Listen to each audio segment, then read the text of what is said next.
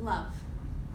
It captures perhaps the most beautiful and complex aspects of what it means to be human. It motivates, it enlightens, it hypnotizes. However, unfortunately, it also sometimes causes great pain.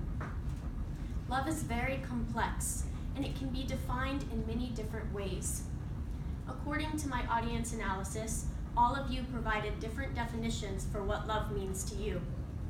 These different definitions include support, compassion, care, attraction, beauty, and by and large, what it means to you. There are many different types of love. The purpose of this speech is to inform you about love. You will learn about the two primary types of love, and more specifically, immature love and mature love, and how these different types impact long-term relationships.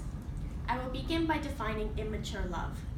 It has a few defining characteristics. According to Dr. Gottman, the leading relationship psychologist in the United States, immature love is involuntary. It happens without you knowing, and it happens without your consent. You likely will not know precisely why you are in love with your partner. You may choose to actively disregard traits about them that you don't like for the sake of the feeling. Furthermore, immature love is finite. It has an expiration date. This date is dependent on when either you or your partner decide that the feeling of love no longer outweighs committing yourself to that particular individual. This will likely be because of those traits that you chose to disregard that you do not like. According to the American Psychological Association, 40 to 50%, half of married couples in the United States divorce. These couples, to some extent, were in immature love. It is the most common type of love expressed in romantic relationships. It is very similar to infatuation, which is essentially being obsessed with your partner. Now, infatuation lasts for around 6 months in a new romantic relationship, whereas immature love is a fixed state, and as mentioned, it lasts until either you or your partner terminate the relationship. This is very different from mature love, which I will now describe. Also, according to Dr. Gottman, mature love is voluntary. It is a choice you make. You will reflect and decide the type of person you will let yourself love. You will reflect and decide the qualities and traits that mean the most to you in a partner, and then you will find them. Mature love is demanding, however. It requires that you not pursue anybody else until you find this unique person. For if you do choose to be with somebody else, you will be settling for less than what you want, what you decided you needed most, and therefore committing to immature love. Immature love only terminates in exceptional situations. Because you reflected, decided the qualities you wanted most, waited to find that person, found them, and then committed, mature love lasts. It's designed to last. It will only terminate in very unfortunate situations, say where a partner dies. I will now describe how immature love and mature love impact long-term relationships through an example.